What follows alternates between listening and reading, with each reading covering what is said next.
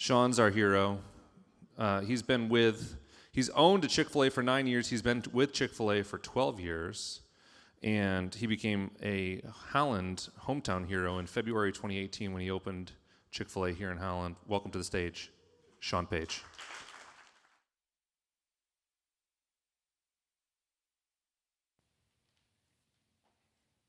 All right, good morning, or actually good afternoon. When Eric came to me and asked if I would speak, I'll be really honest with you.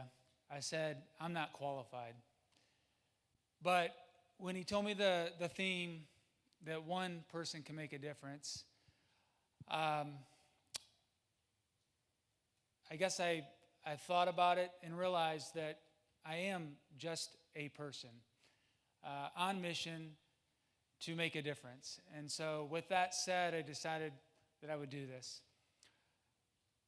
Before we get started, though, just to loosen it up a little bit, I want to teach you guys something we do at Chick-fil-A.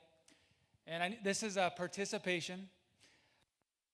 We like to say, in our environment, it's very demanding. It can be very busy, and it can be very, very stressful. And so Truett Cathy, our founder of Chick-fil-A, he came up with this thing where we say, hey, Chick-fil-A, is everybody happy? And everybody says, yeah, man, Happy, woo! So we're going to do that together just to get the blood flowing a little bit here. So I'll lead it, and I want you guys to say, yeah, man, Happy. So here we go. Hey, Chick-fil-A, is everybody happy? Yeah, man, Happy, woo! All right, kind of silly, but it makes everybody smile. It's kind of fun. All right, I want to take you back to a big part of my life. It was December 13th, 2005. I was a senior in college attending Spring Arbor University. It was the last week of the first semester. It was exam week. It was all a whirlwind, but I do remember sitting in my accounting class getting ready to give a presentation. A student aide walks into the class and hands the professor a note. And the professor gives me that note. That note was for me. It was a note, and it said, please see the nurse immediately.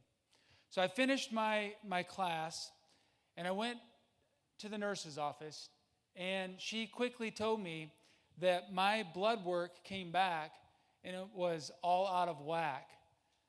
You see, it was the day after Thanksgiving, I came down with flu-like symptoms. And from that time, I never fully recovered. My symptoms were really, the biggest one was fatigue. I was very tired. So I thought I might have mono, attending college. So I thought I should go get it checked out. So I got blood work done the day before. And as I said, the nurse said my numbers were out of whack. She said, I need to go to my doctor immediately. So I called my parents. I met my parents, and we went to the doctor. And he told me immediately, I need to go to the U of M hospital right away. You need to get some testing done. So think about it. I go from the morning having a presentation for an exam to that night, I'm at the University of Michigan hospital being tested and have no idea what's going on. Well, the next day, the doctors came in and they diagnosed me with mixed lineage leukemia. It's a blood cancer. And they didn't know how to treat me. It was a rare form of leukemia. It had both traces of AML and ALL. They called St. Jude Hospital. They called the Mayo Clinic to consult. And they concluded that I needed to go on a the more intense regimen of chemo. Well, they put me on that chemo, and after the first phase, I relapsed. It didn't work. So they quickly concluded that I needed to have a bone marrow transplant. So they ended up discharging me. And by the way, again, I went to U of M hospital going in for testing, thinking I was going to come home. I never left the hospital until 32 straight days later. I end up getting discharged, knowing that the next step is a bone marrow transplant. So they set me up with the main doctor to go and sit down and go through all the things to expect for a bone marrow transplant. And it took several hours, lots of questions. At the end, he asked me, would you care to know your chances to survive? Well, with my family in the room, I knew that they would love to know. So I said, sure. He said, do you want to take a guess? And I was thinking, he's probably trying to gauge my thinking here. But I said, 60%. He said, take the 0 off, and that's about where you stand, 6%. Here's what I told him. I said, you give me odds and put God in the equation, and all things are possible. Fast forward to March 2006. I had a bone marrow transplant, and I've been in remission for the last 17 years.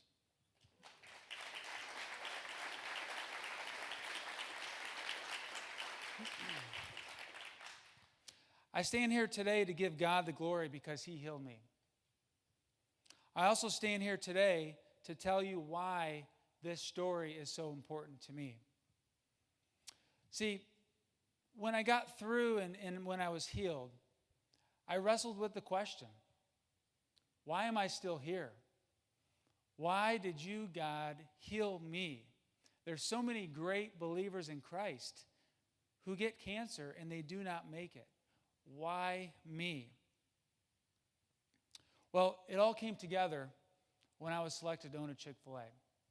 See, the other part of the story that I didn't share with you was ever since I was 6 years old, I wanted to own a Chick-fil-A.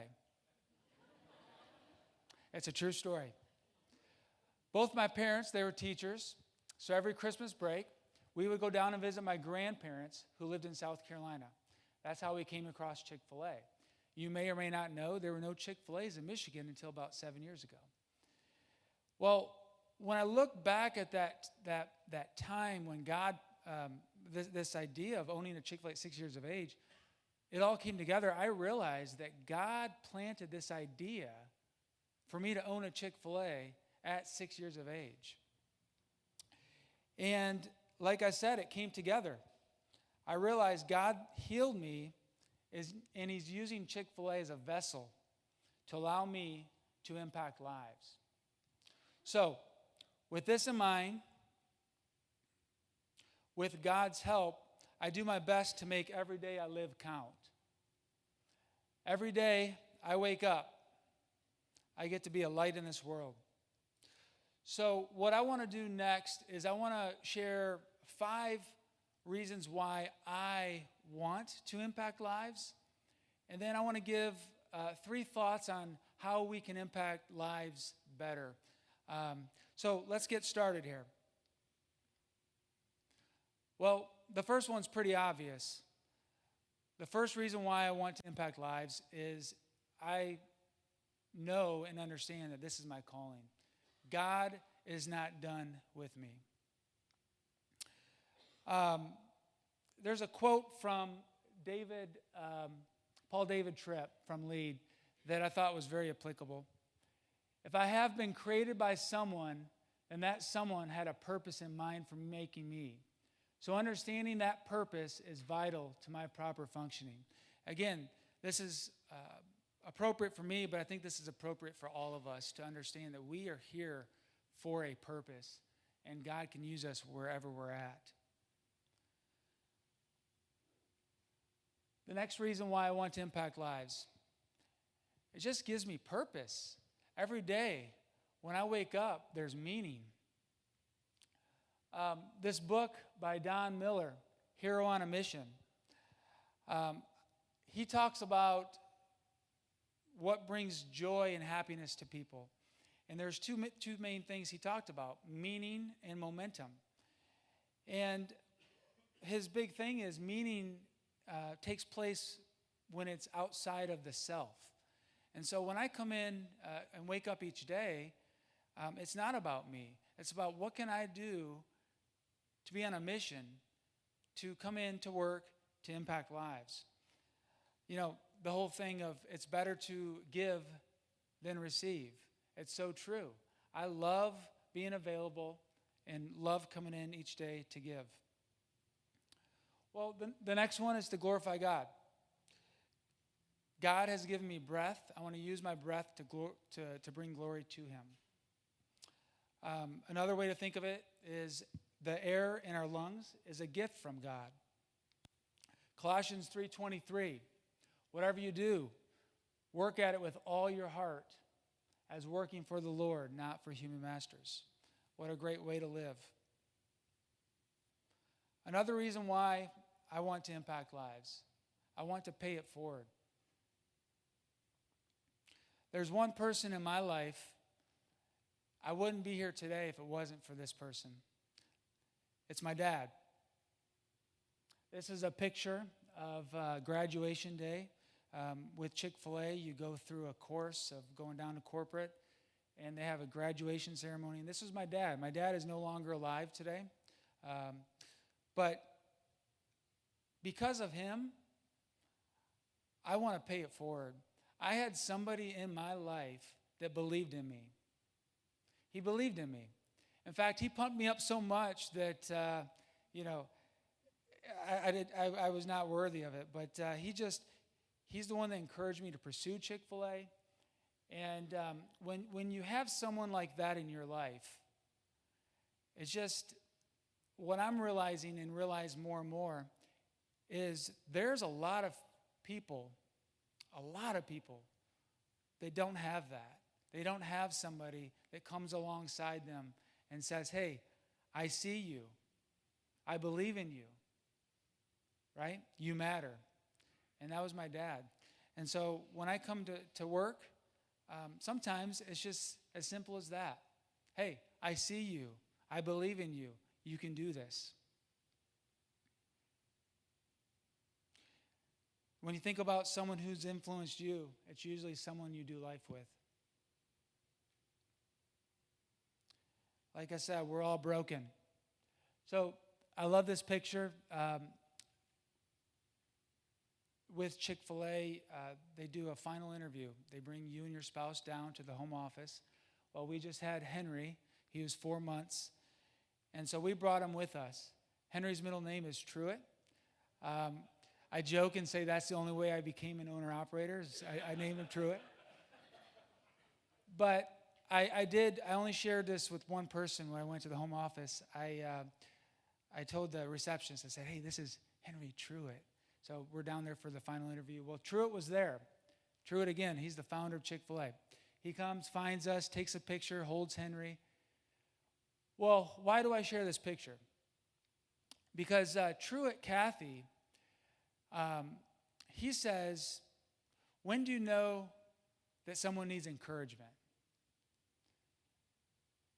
His answer is if they're breathing. We all need encouragement, all of us. We are broken.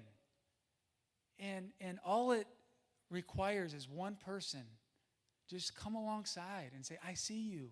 I believe in you. You matter. And Truett was a great example of that. A fifth reason why I want to impact lives, I love results.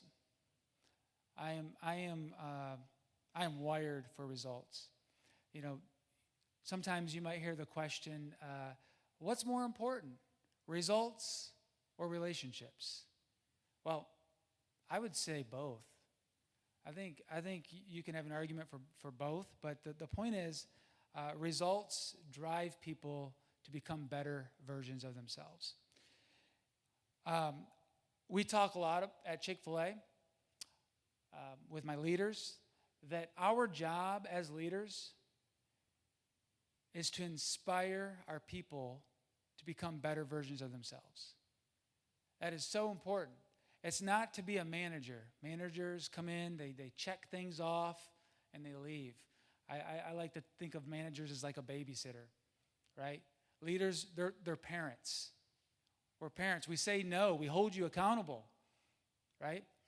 But we come in every day and we inspire our people to become better versions of themselves. That is what leadership is about. Our purpose statement at Chick-fil-A: we will commit to strive for a personal greatness each day, which will result in a better me, a better team, and a stronger community in and outside of Chick-fil-A. See, work has to be more than just a job. We talk a lot about we exist to change lives. That's why we exist at Chick-fil-A.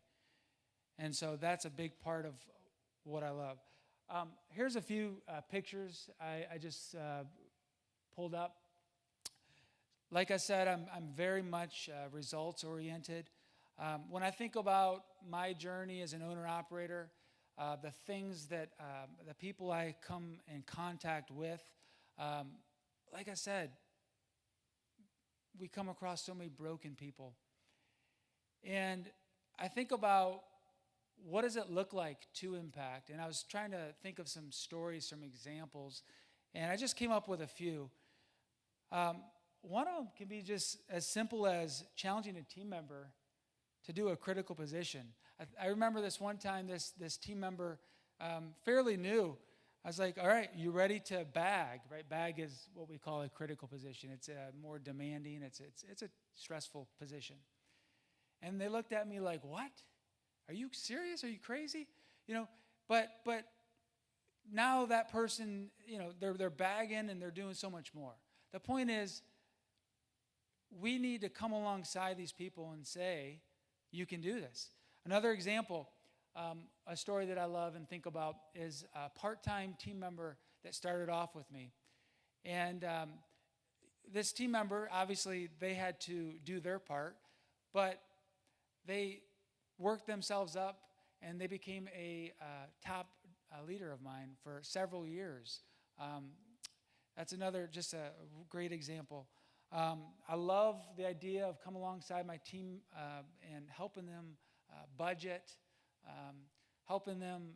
I have a story of a leader that bought his first house, had no idea where to start. We sat down, we created a plan, put together. See, this is so much more than just selling chicken, right? We're in the people business.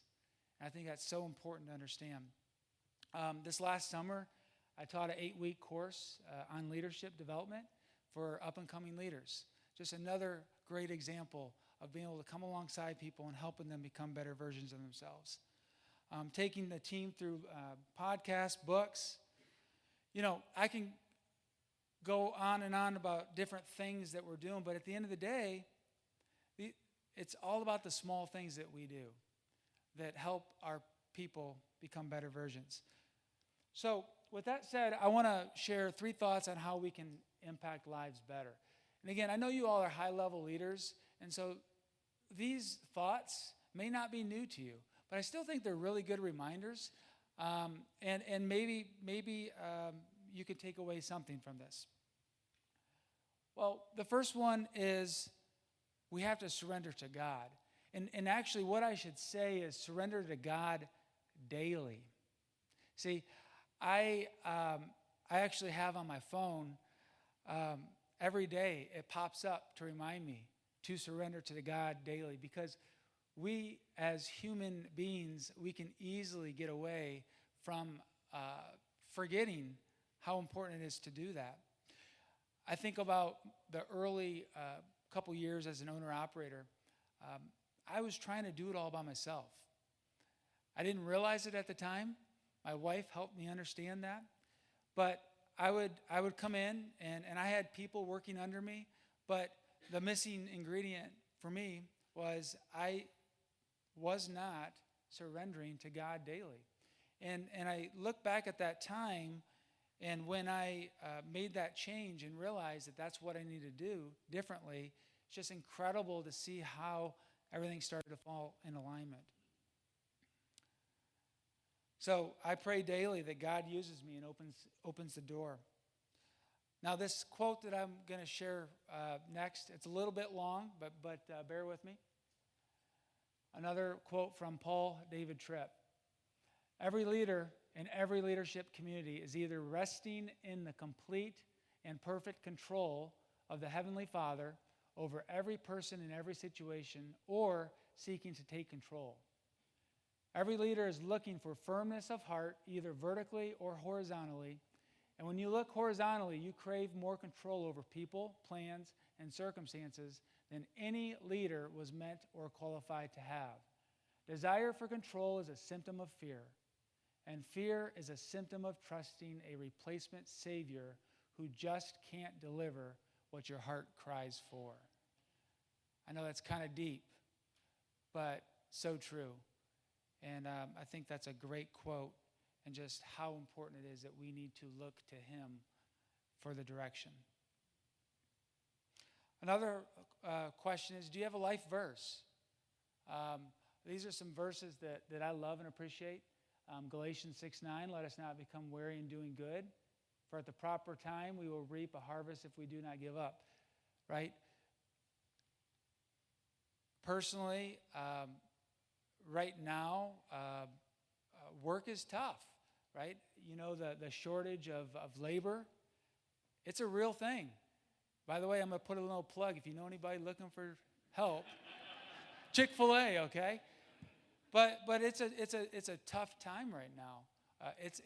We're in the grind, and I love that verse. Truett Cathy, this was his life verse, and this verse is becoming more and more true to me.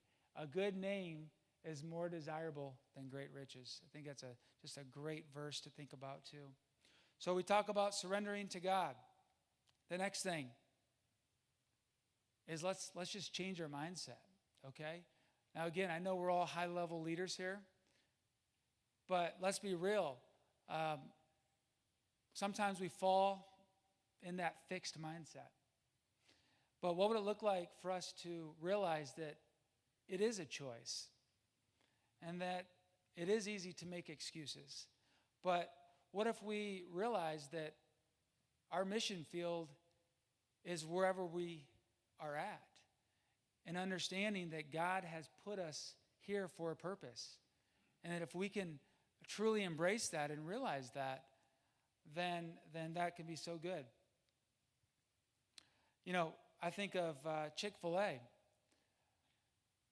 2/3 of my staff is high school kids. If you know anything about this new generation, they're different. It's Gen Z. Well, we look at it a little differently. We realize that they're different. God created them differently. But we embrace them for who they are. We meet them where they're at. You know, this generation, people says they suck. They're hopeless. They're unreachable. They're an unwanted work pool. But they're just different. And we need to find a way to meet them where they're at. In orientation, we talk about that specifically, where when people come to Chick-fil-A, we want them to experience this new generation and look at them and say, oh my goodness, there's hope. Right? There's hope. There's hope because we just experienced it. This generation isn't so bad. There's hope. All right? And so we need to understand that wherever we're at, we need to embrace it. All right, the Rubik's Cube. Does anybody know how to solve the Rubik's Cube? Well, I am going to be really real with you guys. I just have no desire. Okay? But as I was preparing for this time today, it dawned on me. Whitaker, my son, came home and his teacher taught him how to solve the Rubik's Cube. And I was like, wow, that's pretty cool. So I said, you know what? I'm getting ready to talk. I'm going to be talking about mindset, how it's a choice. Well, I have no desire to do this, but guess what? I'm going to change my mindset and be open to something different. So I said, Whitaker, will you teach me how to solve the Rubik's Cube? Well, He did. And it took me some time. But I solved it, okay? And that's just the point, that it's the mindset. Are we open to change, okay?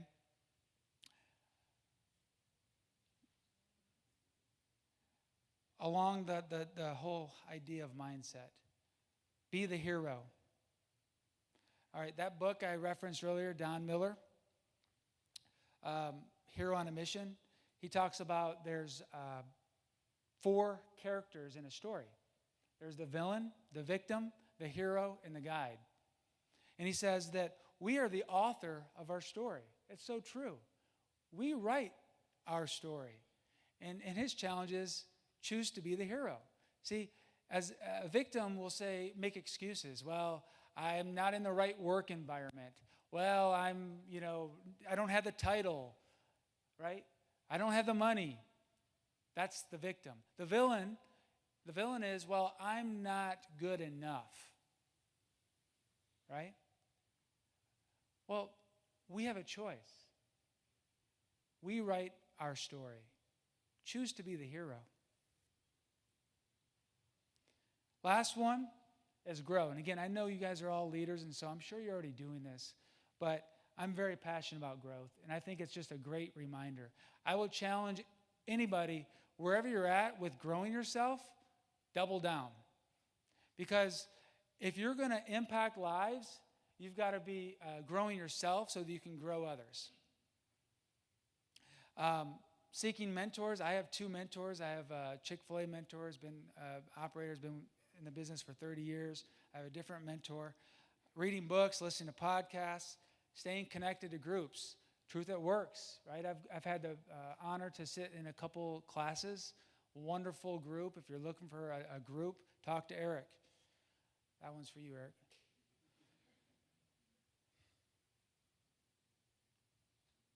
Mark Miller, he's a Chick-fil-A guy. He wrote the book, Great Leaders Grow.